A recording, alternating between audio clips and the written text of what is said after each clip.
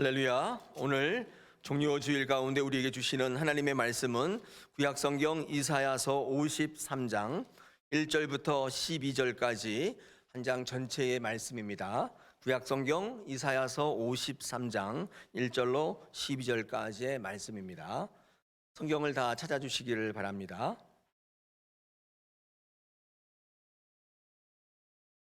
가정에서도 성경 다 찾아서 같이 보기를 원합니다. 다 찾으신 줄로 알고 하나님의 말씀을 제가 봉독하겠습니다. 여러분 경청하시기 바랍니다. 우리가 전한 것을 누가 믿었느냐? 우리의 여호와의 팔이 누구에게 나타났느냐? 그는 주 앞에서 자라나기를 연한 순 같고 마른 땅에서 나온 뿌리 같아서 고운 모양도 없고 풍채도 없은즉 우리가 보기에 흠모할 만한 아름다운 것이 없도다. 그는 멸시를 받아 사람들에게 버림받았으며 간고를 많이 겪었으며 질고를 아는 자라. 마치 사람들이 그에게서 얼굴을 가리는 것 같이 멸시를 당하였고 우리도 그를 귀히 여기지 아니하였도다. 그는 실로 우리의 질고를 지고 우리의 슬픔을 당하였거늘 우리는 생각하기를 그는 징벌을 받아 하나님께 맞으며 고난을 당한다 하였노라. 그의 찔림은 우리의 허물 때문이요 그가 상함은 우리의 죄악 때문이라. 그가 징계를 받음으로 우리는 평화를 누리고 그가 채찍에 맞음으로 우리는 나음을 받았도다. 우리는 다 양 같아서 그릇 행하여 각기 제갈 길로 갔거늘 여호와께서는 우리 모두의 죄악을 그에게 담당시키셨도다. 그가 곤욕을 당하여 괴로울 때에도 그의 입을 열지 아니하였으며 마치 도수장으로 끌려가는 어린 양과 털 깎는 자 앞에서 잠잠한 양같이 그의 입을 열지 아니하였도다. 그는 곤욕과 신문을 당하고 끌려갔으나 그 세대 중에 누가 생각하기를 그가 살아있는 자들의 땅에서 끊어짐은 마땅히 형벌 받을 내 백성의 허물 때문이라 하였으리요. 그는 강포를 행하지 아니하였고 그의 입에 거짓이 없었으나 그의 무덤이 악인들과 함께 있었으며 그가 죽은 후에 부자와 함께 있었도다.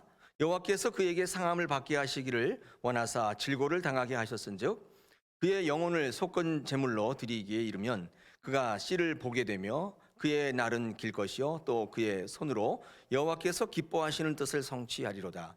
그가 자기 영혼에 수고한 것을 보고 만족하게 여길 것이라. 나의 의로운 종이 자기 지식으로 많은 사람을 의롭게 하며 또 그들의 죄악을 친히 담당하리로다.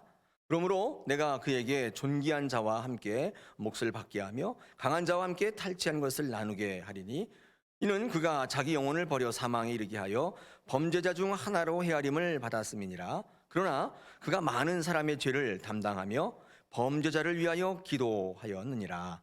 아멘. 할렐루야. 보배로우신 하나님이신 줄로 믿습니다. 우리 가정에서 예배하는 성도들과 우리 본당에서 예배하는 성도들 만나서 반갑습니다. 우리 가정에서도 인사하시고 옆에 있는 분들 보시면서 눈으로 인사하시기 바랍니다. 환영합니다.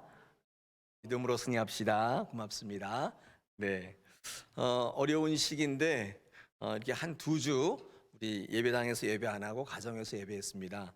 근데 2주밖에 안 됐는데 얼마나 설교하는 것도 힘들고 목회하는 것도 힘든지 우리 교회의 성도 여러분과 함께 신앙생활하는 게 얼마나 행복한 것인지를 절감하는 시간이었습니다. 여러분도 그렇죠? 네.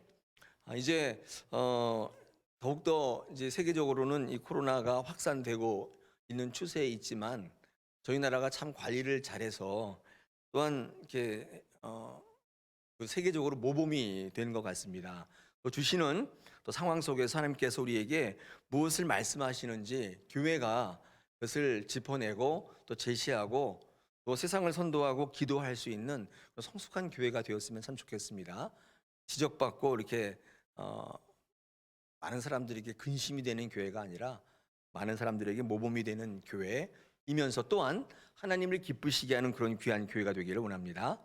오늘 종료주일입니다. 이제 내일부터 고난주간이 시작되고 금요일날 성금요일이 있습니다. 그리고 돌아오는 주일은 또 부활주일입니다. 우리 기독교회에서 이 부활주일은 무엇과도 바꿀 수 없는 굉장히 중요한 절기입니다. 이 부활주일이 되기 앞서서 많은 목사님들이 걱정을 참 많이 했습니다. 이 부활주일을 어떻게 해야 될까? 물론 세상에서는 부활주일 이런 개념이 없으시기 때문에 그냥 다 집에서 인터넷으로 하라고 하지만 이 부활주일이 굉장히 중요하거든요. 제가 한 2주 또 그 이상 여러분과 함께 이 교회에서 예배를 하지 못하면서 제가 책을 읽게 됐는데, 예배라는 것의 관계성, 예배를 정의할 때 많은 신학자들이 하나님께 드리는 제사이기에 앞서서 하나님과의 관계라는 사실을 알게 되었습니다. 또한 이 하나님 기뻐하시는 예배는 성도와의 또 관계예요. 저희 본당에서 교회에서 예배할 때 그 관계가 깊어지고 넓어져야 진짜 예배죠.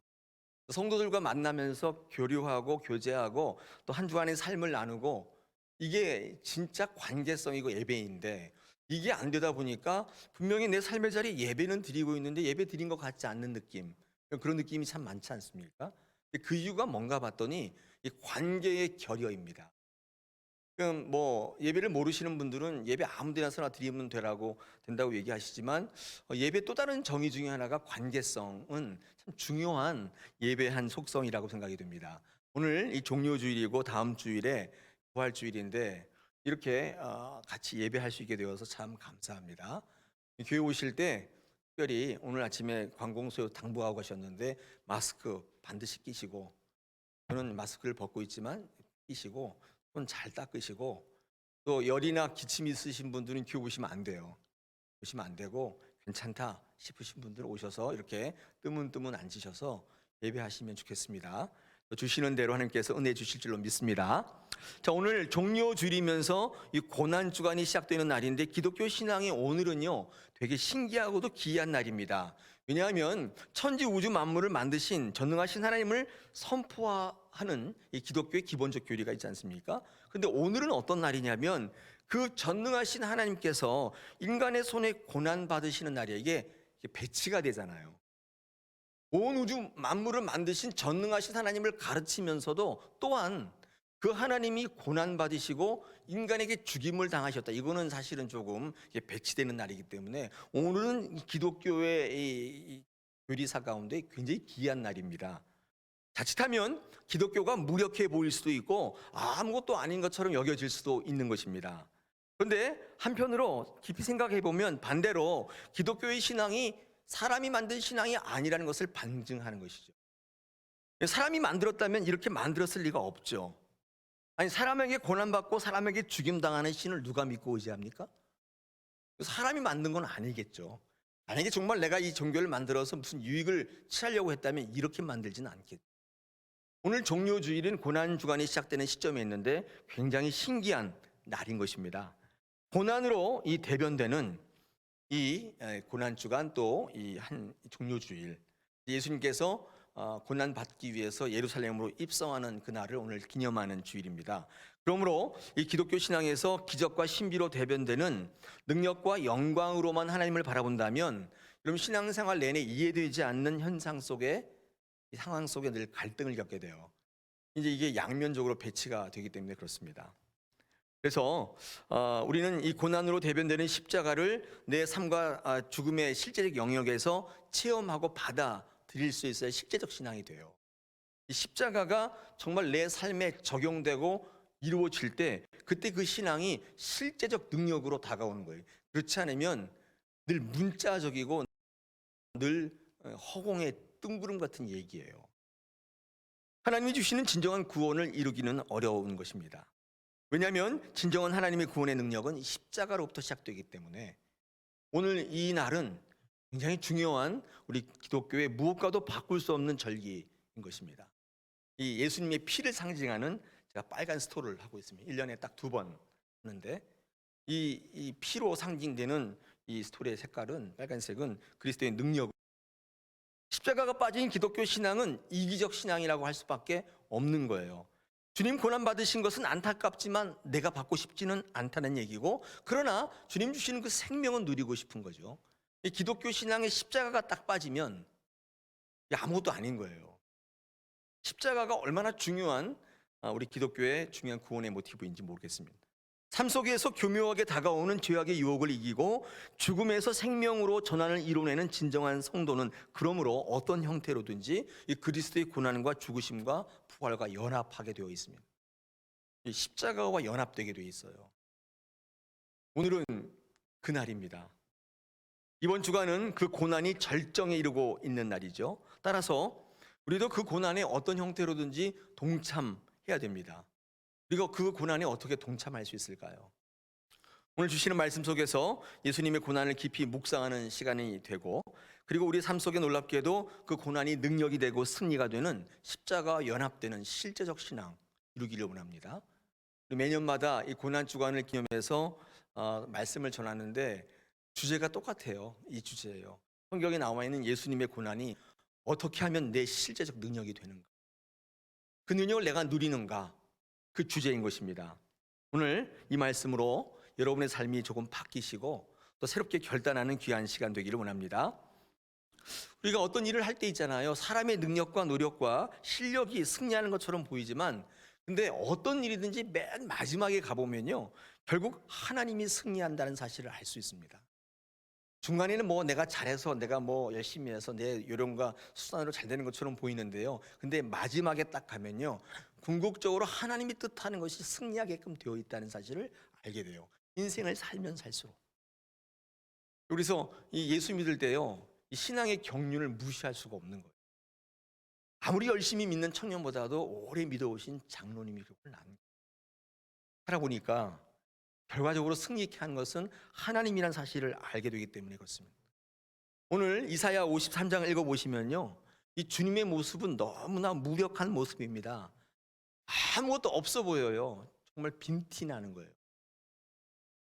성경은 우리를 향해서 이렇게 얘기합니다. 죄로 말미암아 죽을 수밖에 없는 존재라고 말씀하는데, 그래서 예수 처음 믿을 때 이 말이 굉장히 반감이 있죠. 나는 그렇게 나쁜 죄 짓지 않았다고, 죽을 만한 죄 짓지 않았다고 생각하는 분들은 이 말이 굉장히 기분 나쁘게 들리지만, 교회 다니다 보면 더 이해할 수 없는 것은 그런 죽을 수밖에 없는 존재를 구원하러 오신 이가 고난받는 모습입니다. 이건 굉장히 이건 더 이해할 수가 없어요. 내가 죽을 죄인이라는 것도 이해할 수가 없지만, 내가 뭐 그렇게 죽을 죄를 지었냐고, 이것도 이해가 안 가지만, 근데 그런 나를 구원하러 오신 예수님이 매일 채찍에 맞고 고난받는 이 모습은 더더욱 이해가 안 되는 모습이에요. 오늘 2절 보시니까 거기 뭐라고 되어 있냐면, 주 앞에서 자라나기를 연한 순 같다.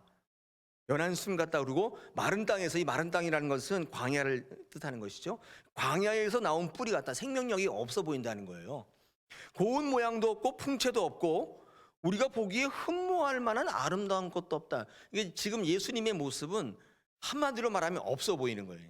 뭐 저런 존재가 구원을 이루나, 이렇게 보여지는 거예요. 우리 생각과 너무 다른 것입니다. 그럼 구원을 이루실 분이라면 뭐 그래도 힘과 능력과 권세를 가지고 매력적인 모습으로 다가와야 할 것 같은데 그렇지 않더라는 것입니다. 너무 무능력한 모습으로 다가오는 거예요. 아니, 저런 모습으로 나를 구원할 수 있을까 의심할 만큼 전혀 공감이 되지 않는 것입니다. 특별히 3절을 보시면 멸시받고 간고가 많다. 이 간고라는 건 뭐냐면 곤란한 일이라는 뜻입니다. 그러니까 가난하다는 뜻이에요. 가난하면 곤란한 일 많잖아요. 간고하고 또 질고가 있다. 질고는 질병이 많다는 뜻이죠. 3절에 보니까. 4절에 보니까 슬픔을 당하고 징벌을 받고 고난을 당하고 있다, 이렇게 되어 있습니다. 5절에 보니까 찔리고 상함을 받는 것이죠. 채찍에 맞는 거예요. 지금 이 세상에서 가장 힘없고 무력하고 불행한 존재의 모습을 설명하고 있습니다. 아니, 이런 사람이 어떻게 구원할 수 있겠습니까? 만약에 이런 사람이 있다면 우리가 도움을 받을 존재가 아니라 오히려 도와줘야 되는 존재 아니에요? 이런 사람에게 어떻게 도움을 받아요? 그렇다면 주님은 왜 이런 모습으로 우리에게 오셔야만 했을까요? 오늘 아침에 이 말씀을 좀 같이 나누기를 원합니다. 여러분, 하나님의 일을 할 때, 하나님의 뜻대로 살아가고자 할 때 우리 많은 사람들은요, 지금도 마찬가지예요. 교회에서 능력이 있어야 한다고 생각을 합니다. 그렇죠? 그래서 힘이 있어야 한다고 생각을 해요. 근데 오늘 이 이사야 53장에 기록되어 있는 이 예수님의 모습이 진짜 메시아의 모습이라면 우리는 이제 틀린 생각이에요. 교회에 다닐 때도 돈 많아야 되고 성공해야 되고 그래야 하나님의 일을 감당한다, 이렇게 생각하시는 분이 꽤 있거든요. 그래서 많은 사람들이 예수 믿을 때 고난받기보다는 능력받기를 원합니다. 쓰임받는 신앙은 고난보다도 능력이라고 생각하는 경향이 있습니다. 그런데 오늘 와서 인생을 이만큼 살아와서 이렇게 예수를 좀 이만큼 믿어와서 또 한국 교회의 모습을 보고 그리고 주변 성도의 모습을 보면서 생각해 보건대, 돌아보건대 어쩌면 그 생각이 한국 교회를 이렇게 어렵게 만들지 않았을까, 그런 생각을 해보게 됩니다. 성공하고 능력 있고 힘이 있고 권세가 있어야 그게 하나님의 일을 이루는 것이라고 생각했던 그간의 한국 교회의 생각, 성도들의 생각이 어쩌면 지금 한국 교회의 모습을 만들지 않았을까, 그런 생각을 해보게 되는 것입니다. 정말 하나님이 주시고자 했던 생명을 이루는 것은 물질이 아니라 권세가 아니라 오히려 그리스도와 함께 이웃과 함께 고난받는 것이라는 사실을 몰랐던 거예요. 내가 죽는 것이라는 것을 몰랐던 거예요. 그러니까 사실은 방향이 잘못된 거예요. 예수 믿고 성공하고 출세하고 좋은 직장 가고 사업에 성공해 돈 많이 벌고 이게 하나님께 영광을 돌리고 이게 하나님의 나라를 이루고 생명을 주는 거라고 생각했는데, 오늘 이사야 본문에 나타난 예수님 모습은 그와 정반대인 거예요. 여러분 도마 아시잖아요. 도마가 예수님이 부활하셨다는 얘기를 듣고 믿지를 못했습니다. 그래서 주님 나타나셨을 때 예수님에게 부활하신 증거를 보여달라고 했을 때 주님은 뭘 보여주셨어요? 쫙 마술을 보이시고 그러셨나요? 그게 아니라 창자국, 못자국을 옆구리에 창자국을 보여주시면서 도마에게 보여주신 부활의 증거는 우리의 구원을 위해 십자가에서 고난받은 흔적이셨습니다. 우리가 부활을 확신하기 위해서는요, 우리 이웃과 함께 고난받았던 흔적이 필요한 거예요. 이게 필요해요. 그 부활을 확신하게 되는 거예요. 우리는 그런 흔적이 없는 거예요. 오늘도 우리는 이 세상 속에서 한 일원으로 살아가고 있고 그리스도를 주로 고백하는 성도의 모습으로 살아가고 있습니다. 이런 부활을 확신하십니까? 예수의 고난이 우리의 능력이라고 확신하십니까? 그렇다면 흔적이 필요해요. 흔적이. 내가 잘나고 내가 성공하고 내가 잘 이루고 이런 것도 중요한데, 그러나 이웃과 함께 고통받았던 흔적, 그들과 함께 고난당했던 흔적, 예수 그리스도의 믿는 성도들과 함께 모여서 고난당했던 흔적, 어려울 때 서로 같이 고난받았던 흔적이 필요합니다. 예수님의 삶은 두 가지로 양분됩니다. 복음을 전파하시던 갈릴리에서의 삶, 이건 이제 거의 공생의 전반적으로 나타나 있고요. 또 한 가지는 십자가에 못 박히시기 위해서 예루살렘에 입성했을 때의 한 주간의 삶, 이게 두 가지로 양분할 수 있는데, 이 양분하는 기준이 뭐냐면 능력과 무능력의 차이입니다. 갈릴리에서의 이 삶은요, 능력이 완전히 너무 많은 거예요. 완전 능력의 삶이에요. 기적이 난무합니다. 병든 자를 고치시고 풍랑을 다스리시고 심지어는 죽은 자도 살려내십니다. 많은 사람들이 주님을 따라요. 주님 주님 하면서 따라다녀요. 근데 십자가에 못 박히시기 위해서 예루살렘에 입성하신 이후부터는 그 능력이 다 사라져버려요. 철저히 무능력으로 바뀌세요. 능력에서 무능력으로 옮겨가세요. 왜 그랬을까요? 예수님의 능력의 기한이 끝났던 걸까요? 이제는 능력을 행사할 수 없었던 걸까요? 유통기간이 끝난 거예요? 능력을 그렇게 행하시던 분이 갑자기 능력을 접으시고 무능력의 삶으로 돌아서시는 것입니다. 많은 사람들이 예수님을 외면합니다. 돌을 던집니다. 예수를 죽이는 것입니다.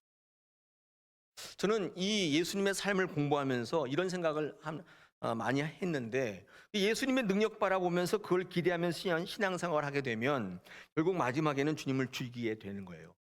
그 옛날 이스라엘 백성들처럼. 왜 그러냐면 주님은 여러분 생명을 구원하시기 위해서, 여러분이 이웃의 생명을 구원케 하시기 위해서 우리에게 고난을 요구하실 것이기 때문에 그렇습니다. 예수 그리스도의 고난에 동참하며 십자가와 연합되기를 요구할 것이기 때문에 그렇습니다. 예수님의 능력과 기적을 의지하며 신앙생활하게 되면 반드시 마지막에는 예수님을 죽이게 되어 있습니다. 그 요구에, 고난의 요구에 우리는 예수님께 돌을 던질 수밖에 없는 거예요. 여러분, 생명을 주시는 것은 십자가인 거예요. 십자가가 생명을 주는 것입니다. 십자가에서 고난받는 것이 왜 생명이냐면 희생이요 헌신이기 때문에 그렇습니다. 낮아지는 것이기 때문에 그렇습니다. 기독교에서의 생명은 높아지는 데 있지 않습니다. 왜 자기를 부인하고 자기 십자가를 지는 것이 힘이냐? 낮아지기 때문에 그렇습니다. 철저히 주님 앞에 무능력한 삶으로 서는 일이기 때문에 그렇습니다.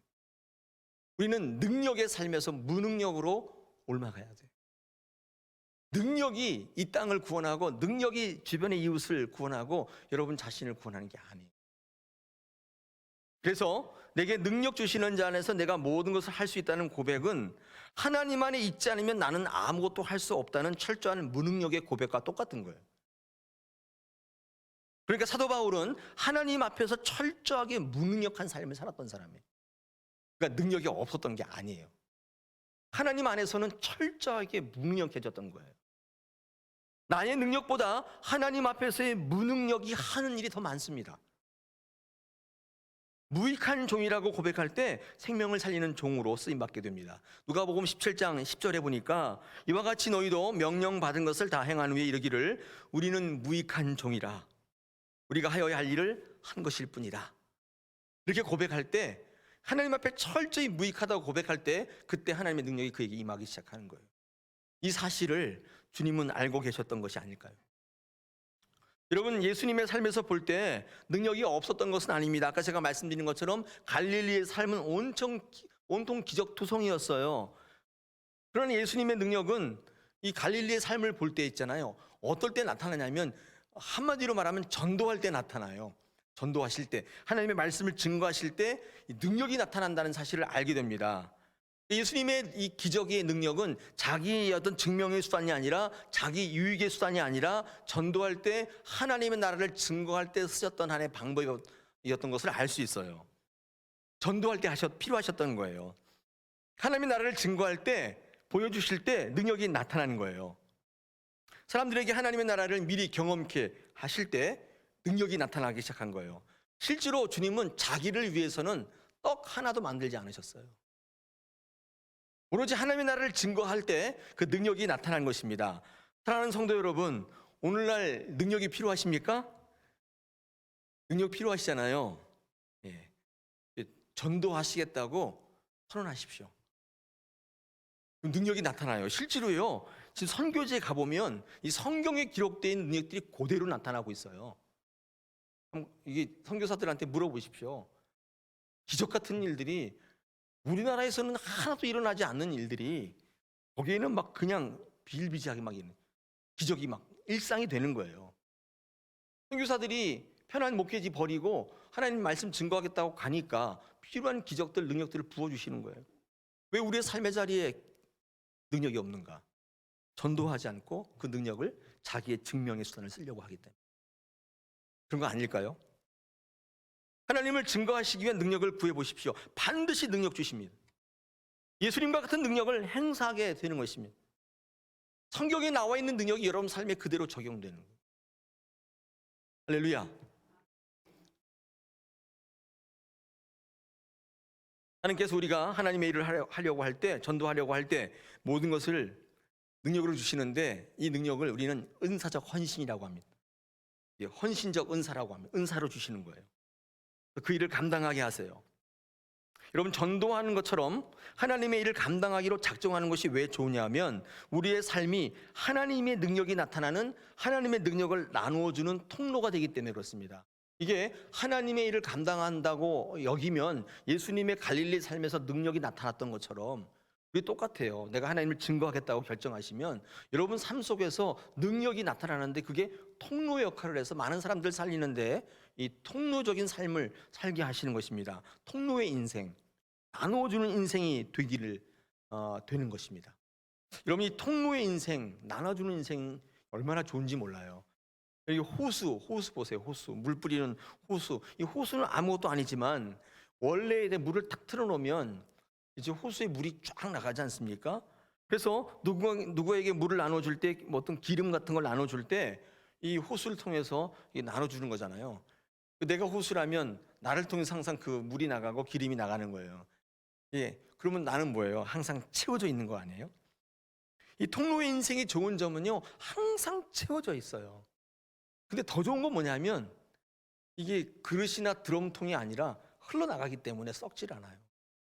계속 흘러나가는 거예요. 근데 나눠주고 퍼주는데 계속 채워져 있는 인생 끝내주는 거예요. 여러분, 채워져 있는 것을 뭐라고 얘기하냐면 충만이라고 합니다. 이 충만은 반드시 흘러넘치게 되어 있어요. 생명을 살리게 되어 있는 것입니다. 그러므로 이 예수 그리스도의 고난의 모습과 더불어 능력의 모습을 아울러 묵상한다면 여러분, 나눠주고 베풀어주는, 그리고 통로가 되는 삶을 삽시다. 증거하기 위한 능력, 나눠주기 위한 능력이 되면 여러분, 예수님과 같은 똑같은 능력을 경험하게 되는 것입니다. 오늘 본문 통해서 우리에게 보여주셨던 예수님이 무능력한 삶을 사셨는데, 여러분 3절부터 우리 10절까지 그 모습이 쫙 기록되어 있습니다. 보면 너무나 당하시는 모습이에요. 뭐든지 다 당한다는 거예요. 멸시당하고 버림당하고, 4절에 보니까 슬픔당하고 고난당하고, 5절에 찔림을 당하고 상함을 당하고 징계받고 채찍에 맞고, 6절 보십시오. 외면당해요. 외면당하는데, 그렇게 다 퍼줬는데, 그렇게 다 사랑해줬는데 각기 다 제 갈 길로 가는 거예요. 그런 모습을 볼 수밖에 없는 거예요. 7절 보니까 아무리 억울해도 할 말이 많아도 자기 증명하지 않아요. 자기 변명하지 않아요. 입을 다물 수밖에 없는 인생이에요. 10절 보니까 지금 나의 고난이 어려움이 하나님이 원하시는 것으로 알았던 거예요. 그래서 오직 하나님을 기쁘시게 하는 삶을 살고, 고난을 외면하기보다는 그것을 통해 하나님이 기쁘시게 하는 인생을 살았다는 거예요. 이 예수님이 살아오셨던 무능력의 삶입니다. 여러분, 특히 11절에서 12절은요 하나님이 친히 내리시는 결론인데, 멸시받고 버림받은 범죄자 중에 하나로 취급받은 그 예수님을 하나님은 자기 종으로 의롭다 하심을 받게 하셨다는 거예요. 죄인으로 취급받았지만 하나님의 의로우심으로 의롭게 만드십니다. 그리고 그런 일을 감당하실 의로운 종으로 세우시는 거예요. 의로운 종이 모든 죄를 감당케 하심으로 많은 사람들을 의롭게 만드시는 하나님의 계획이 있었어요. 이게 이제 하나님이 친히 이 말씀을 통해서 결론을 내리신 거예요. 이사야 53장의 결론은 10절 11절인데 하나님이 결론을 딱 내려주시는 거예요. 우리의 모습도 마찬가지입니다. 죄인의 모습으로 죽을 수밖에 없지만은 그리스도의 삶을 살아갈 때 우리가 의롭게 되면서 또 우리로 하여금 많은 이웃들이 의롭게 되는, 살아나는 놀라운 역사 있고 쓰임 받게 되는 것입니다. 여러분, 주님은 고난받는 종의 모습이지 않습니까? 예수 믿는 우리도 고난받는 모습이 반드시 있어야 돼요. 아니, 있을 수밖에 없어요. 예수 믿고 고난이 없기를 기대하시지 마시고, 고통받는 이웃과 함께 나누며 베푸시며 그들과 함께 고난받기를 하십시다. 하나님께서 우리 다사랑교회 한 분 한 분이 궁극적인 승리를 주시는 것입니다. 이 코로나 때문에 고통 많이 받잖아요. 그래서 여러분, 어떻게 하든지 간에 이렇게 한번 우리 고통받는 이웃을 도왔으면 좋겠는데, 우리 여러분 그 주보나 이렇게 보셨죠? 출석 기부제 들어보셨어요? 내일부터 우리 고난 주간 시작되는데, 우리 다사랑교회에서 전례적으로 고난 주간에 완출하면 뭘 줬죠? 뭐 기념품도 드리고 또 끝나면 김밥도 먹고 그랬잖아요. 근데 올해는 그거 안 하고 대신에 완출하는 분들을 카운팅해서 곱하기 10,000원 이렇게 해서 도우려고 그래요. 좋은 아이디어입니까? 여러분이 출석한 것만큼 도울 수 있어요. 그러니까 내가 말씀의 은혜도 받고 돕기도 하고. 우리 최성호 목사님 아주 좋은 아이디어를 내셔가지고, 그래서 만약에 우리 교인 전체가 다 참석하시면 어디서 그 시기를 할까 고민이지만, 아무튼 하나님께 또 채워주실 줄로 믿고, 여기 나눌 수 있고 베푸는, 고통을 함께 당하는 이 흔적이 필요한 것입니다. 우리 기독교 신앙을 믿고 전도할 때 불편한 진실이 있는데, 우리들이 믿고 의지하고 또 우리가 구원을 받기로 바라보는 주님은 이 땅에서 이제 환영받지 못했다는 사실. 이런 사실은 오늘 이 말씀을 통해서 우리가 좀 불편한 진실이죠. 우리도 그런 인생을 살아갈 수밖에 없다는 사실은 우리로 하여금 생각하게 만듭니다. 고난 받을 수밖에 없다는 거예요. 그러면 오늘 마지막으로 왜 예수님이 환영받지 못했을까? 예수님은 환영받으실 줄 몰랐을까? 예수님도 많은 사람들에게 인정받고 이 높임을 받는 방법을 모르셨던 걸까? 예수님은 구원을 받는데 왜 꼭 고난을 받는 모습으로야만 했었을까를 같이 한번 나누는데, 제가 개인적으로 이사야 53장 읽으면서 두 가지 정도를 한번 이렇게 제 개인적으로 묵상했습니다. 첫째는 뭐냐면, 예수님은요, 이 절대 가치를 추구하는 분이셨기 때문에 그렇습니다. 이 절대 가치라는 게 있어요. 그러니까 하나님을 가치로 삼는 걸 우리는 절대 가치라고 하는데, 이 하나님을 가치로 삼을 때 이 보편적이지 않게 돼요. 좀 어렵습니까, 말이? 하나님이 주시는 가치는요, 이 비교하는 가치가 아니에요. 하나님 그 자체가 가치인 거예요. 이런 보편적 가치라는 건 뭐냐면 비교 가치예요. 비교할 때 생기는 가치예요. 그 사람에게 비교해보고 이 사람 비교해보고 하니까 이게 그냥 보편적인 거예요. 그러면 그걸 가치로 삼는 거예요. 근데 그 사람에게 없으면 가치가 아닌 거예요. 저 사람에게 없으면. 근데 하나님의 가치는 절대적 가치예요. 그분이 존재하는 것 자체가 가치인 거예요. 근데 그 하나님을 가치로 삼으면요, 비교 가치가 아니잖아요. 많은 사람들이 나와 다르기 때문에 나를 무시해요. 나를 왕따시켜요. 내가 갖는 가치를 갖고 있지 않기 때문에 멸시하고 무시하는 거예요. 하나님의 가치를 가치로 한번 표방해 보십시오. 많은 사람들이 무시합니다. 아, 이게 뭐야? 이게 뭐냐는 거예요. 이게 좋은 것이지, 이렇게 얘기하죠. 절대가치란 비교에서 생기는 게 아닙니다. 하나님을 믿음으로 생기는 거예요. 하나님의 가치란 비교해서 얻을 수 있는 가치가 아니에요. 인간의 가치와 비교할 때 더 좋은 가치가 아니에요. 하나님 그 자체로 얻는 가치인 거예요. 그 어떤 것과도 비교 불가하는 거예요. 하나님은 그 존재 자체가 가치예요. 왜냐하면 모든 것의 근원 되시는 분이기 때문에 비교 자체가 안 되는 거예요. 그러니 세상 사람들 눈에는 이 시대의 대세에 같이 흘러가는 게 아니라 역행하려는 것처럼 보이고 동화하는 게 아니라 튀는 것처럼 보이기 때문에 핍박이 있고 고난받을 수밖에 없는 거예요. 예수님이 왜 고난받을 수밖에 없었냐? 하나님의 절대적 가치로 사셨기 때문이에요. 이 가운데 하나님의 가치를 내 가치로 삼기 시작하면요, 반드시 고난받게 되어 있습니다.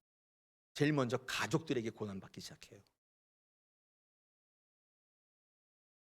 예수님이 추구하셨던 가치는 절대적 가치. 세상은 나와 같지 않은 것에 대해서 불편해하고 공격합니다. 그러므로 사탄은요, 서로의 다름을 인정치 않게 만들어요. 다른 거 틀렸다고 생각해서 공격하게 만드는 거예요. 우리 교회 안에는요, 다른 거 인정해 주셔야 돼요. 인정할 수밖에 없어요. 목회하다 보니까 참 많아요. 이렇게 기도하는 분, 이렇게 기도하는 분, 이렇게 기도하는 분, 이렇게 기도하는 분 많거든요. 근데 기도하는 거 꼭 이렇게다, 이렇게 하면 힘들죠. 그게 다른 거지 틀린 거 아니에요. 근데 왜 다르냐? 전에도 한번 말씀드렸듯이 하나님을 알아가는 지식이 불완전하기 때문에 그래요. 다를 수밖에 없어요. 우리는 이렇게 예배하지만 네덜란드 가보십시오. 다르게 예배해요. 그러면 그거 틀린 거예요? 그 틀린 거 아니에요. 기본적인 하나님의 절대의 가치를 믿고 고백하는 거라면 다름을 인정할 수 있어야 되는데, 사단은요, 우리의 다름을 인정치 않게 만듭니다. 잘 되는 거 보면 시기하고 질투하게 만들어요. 주님은 비교 가치를 추구하는 분이 아니셨기 때문에 비교의 대상이 되고 시기의 대상이 되고 질투의 대상이 될 수밖에 없었습니다. 오늘 이 아침에 우리에게 구원을 주신 고난받으신 주님을 묵상하고 있습니다. 여러분, 그 주님의 삶을 본받기를 원하신다면 오늘 이 시간 우리의 가치의 방향을 바꾸십시오. 여러분의 가치는 비교 가치 아니에요? 절대 가치예요? 저 사람이 갖고 있는 거 내가 갖고 싶은 거 아니에요? 저 사람과 비교해 볼 때 내가 없는 거 슬픈 거 아니에요? 하나님 자체가 여러분에게 가치가 되면 비교할 수 없는 평화가 임하기 시작하는 거예요. 여러분, 노아의 방주가 구원의 대명사 아닙니까? 노아의 방주의 특징이 여러 가지 있지만 그 중에 하나는 옆쪽에 창문이 없다는 것입니다. 그래서 이 노아의 방주는 배라기보다는 상자에 가까워요. 창문은 오로지 지붕에만 있습니다. 이유가 뭐냐면 옆을 보지 않게 하시기 위함이에요. 옆을 보지 않는다는 것은 비교하지 말라는 뜻이에요. 남이 가지는 것, 갖는 것이 가치가 되면 그거 못 가지면 우울증 오는 것입니다. 옆 사람의 인생과 비교하게 되면 그 사람처럼 되지 못하는 게 우울해지는 거예요. 근데 하늘만 바라봐 보십시오. 하나님의 절대적 가치를 붙들게 되면 실망과 좌절이 없어요. 거기에 소망과 기쁨이 있게 돼요. 왜냐하면 근본이 하나님이시기 때문에 그래요. 사탄은 자꾸 옆을 보게 만들어요. 옆을 보는 것을 질투라고 합니다. 하나님은 자꾸 위를 보게 하는데 위를 보는 것을 믿음이라고 하는 거예요. 질투는 모든 것을 죽이지만 믿음은 모든 것을 살리는 것입니다.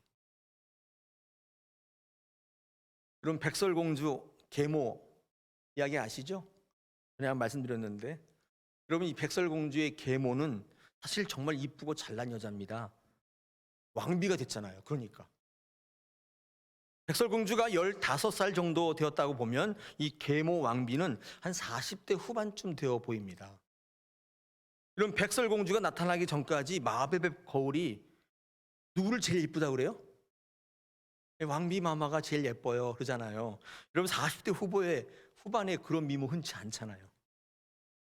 탁월한 인생 아니에요? 성공한 인생이죠. 40대 후반에 그런 미모를 갖고 있으니. 근데 아침마다 새벽기도 안 하고 매일 엉뚱한 이 거울에게 묻잖아요. 묵상해. 누가 제일 예쁘냐. 새벽기도 하면 이런 일 없을 텐데. 그러니까 거울이 백설공주가 예쁘다.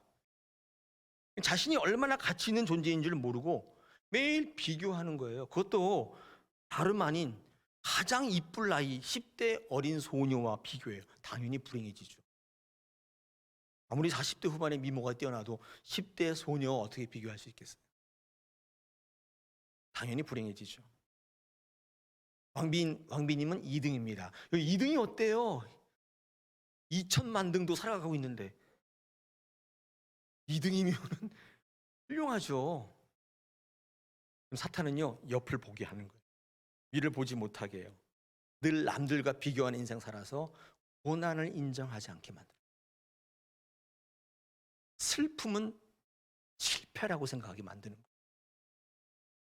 여러분, 달란트 비유하고 문화의 비유가 있습니다. 여러분 아세요? 달란트 비유는 마태복음 25장에 나와 있고 문화의 비유는 누가복음 19장에 나와 있는데 이거 같은 듯 다른 비유예요. 달란트는 조금 다른데 약간 인간적이죠. 1달란트, 2달란트, 5달란트 있는데 이게 주제가 뭐냐면요, 서로 비교하게 되는 거예요. 있잖아요. 1달란트, 2달란트, 5달란트 비교하게 되지 않습니까? 우리는 보통 1달란트 받은 사람에게 주목합니다. 왜 아무 일도 하지 않았는가? 그런데 오늘 예수님의 삶을 묵상할 때 관련해서 우리는 2달란트 받은 사람에게 이렇게 집중할 수 있어요. 여러분, 2달란트 받은 사람 매우 훌륭한 사람이에요. 왜 그런 줄 아세요? 5달란트 받은 자와 같은 수준의 열매를 맺는 거예요. 이유는 뭐냐면 2달란트는 비교의식에 빠질 가장 좋은 자리예요. 2달란트 받은 사람은 가장 비교의식에 빠져요. 1달란트 보고 5달란트를 보기 때문에 가장 비교의식에 빠질 사람인데 그 유혹을 이기고 열매를 맺었기 때문이에요. 비교의식을 뛰어넘었기 때문이라고요. 살펴보면 우리 모두는 다 2달란트 가진 사람들이에요. 5달란트는 상위 5%, 1달란트는 하위 5%. 대부분의 많은 사람들이 다 2달란트를 받은 사람이에요. 다시 말하면 늘 비교의식에 내몰리고 있다, 그 말이에요. 아래를 보고 위를 보면서 아래처럼 안 된 거 감사하고 위처럼 못 된 거 낭망하고, 그러면서 가진 거 감사하지 못하고 살아가는 인생이 대부분의 인생이라는 거예요. 거기서 승리한 사람이 2달란트예요. 대단한 사람이죠. 문화의 비유는 한 문화씩 다 똑같이 줘요. 비교가 안 돼요. 오히려 좋은 거예요. 그거는 다 똑같으니까 얼마나 좋아요. 여러분, 하나님께서 우리에게 주신 은혜가 있는데 그건 모든 게 좋은 것입니다. 1달란트씩 다, 한 문화씩 다 받은 거예요. 이 한 문화씩 주신 이유는 비교하지 말라는 거예요. 남들과 비교하면, 비교 가치가 생기면 하나님의 절대 가치를 추구하는 삶을 살지 못해요. 고난 받을 때 실패했다고 여기고 하나님께서 시험 주실 때 튕겨 나가게 되어 있습니다. 예수님이 고난 받으면서도 생명을 살리신 절대적 이유는 비교 가치로 살지 않으셨기 때문에, 하나님을 바라보면서 끝까지 달려갔기 때문이에요. 오늘 아침에 여러분 한번 꼭 기억해 보실 말씀입니다. 두 번째는 하나님 안에 있을 때 약함이 능력이라는 사실을 알고 계셨다는 생각을 해요. 여러분, 약함이 핸디캡이 아닙니다. 약함이 무기일 때가 있어요. 무기일 때가 있잖아요. 여러분, 천재성을 지닌 선수는 오래 못 간다고 그래요. 훈련 잘 안 해요. 성실하지 못합니다. 금방 사라져 버려요. 제가 손흥민 좋아하는 이유 중에 하나가 그 성실성 때문이에요. 물론 뭐 천재성도 있겠지만 수많은 훈련, 연습, 반복, 그런 선수가 좋아요. 제가 잘나지 못하기 때문에 그런 분들을 보면 존경스럽죠. 여러분, 일반인이 바둑 1급 두는 것은 쉽지 않습니다. 그건 되게 어려운 일이에요. 근데 1급 두면 정상적인 직장 갖기 어려워요. 진짜 그렇습니다. 바둑을 1급 두면요, 직장 갖는 게 불가능해요. 남들보다 부러워하는 것들을 가지고 있으면요, 그게 올무가 될 때가 참 많아요. 오히려 그 사람이 쓰는 것은 부족함 때문이에요. 약함이 능력이라는 사실을 알 때예요. 그때 서는 거예요. 예수 그리스도께서 능력의 삶이 있지만 왜 무능력으로 돌아서셨냐면 생명을 이루는 능력이 무능력이라는 사실을 알았기 때문이에요. 하나님께서 그 인생을 붙잡으시고 그를 통해서 하나님이 역사하시는 통로가 되는 것을 알았기 때문입니다. 사랑하는 여러분, 오늘은 그 정점에 서 있는 날입니다. 예수님께서 우리를 위해 십자가에 못 박히기 위해 예루살렘으로 들어가시는 날이에요. 많은 사람들이 이 종려나무 가지를 들면서 호산나 호산나 외쳤던 그날, 저분이 나를 위해서 뭘 해줄까를 기대하며 외쳤던 그날, 갑자기 능력이 무능력이 되는 것을 보면서 예수님을 죽이려고 결단했던 날, 한 주간 예수님의 고난을 묵상하게 됩니다.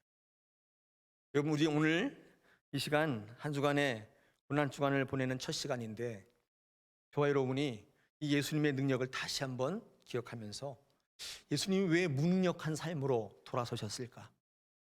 절대적 가치, 하나님의 능력, 이 약한 데로 쓰시는 하나님의 능력, 무능력이, 하나님 앞에 무능력이 능력이라는 사실을 우리에게 전달하고 있는 것입니다. 여러분, 오늘도 이 말씀을 가지고 정말 우리는 어려운 환경 속에 살고 있지 않습니까? 근데 대세를 따르는 것이 아니라 말씀으로 돌아갔으면 좋겠습니다. 우리는 은연중에 넓은 길, 누구나 다 추구하는 길 가라고 우리 스스로에게 협박하고 있고 내 자녀들에게 권면하고 있고 비교하고 있습니다. 그렇게 살기보다는 하나님 주신 것이 무엇인지를 다시 한번 기억하면서 이 어려운 시대 말씀으로 예수 그리스도의 삶을 바라보시면서 승리했으면 좋겠습니다. 우리 가정에 있는 분들도 똑같이 하나님께서 능력으로 채워주시기 원합니다.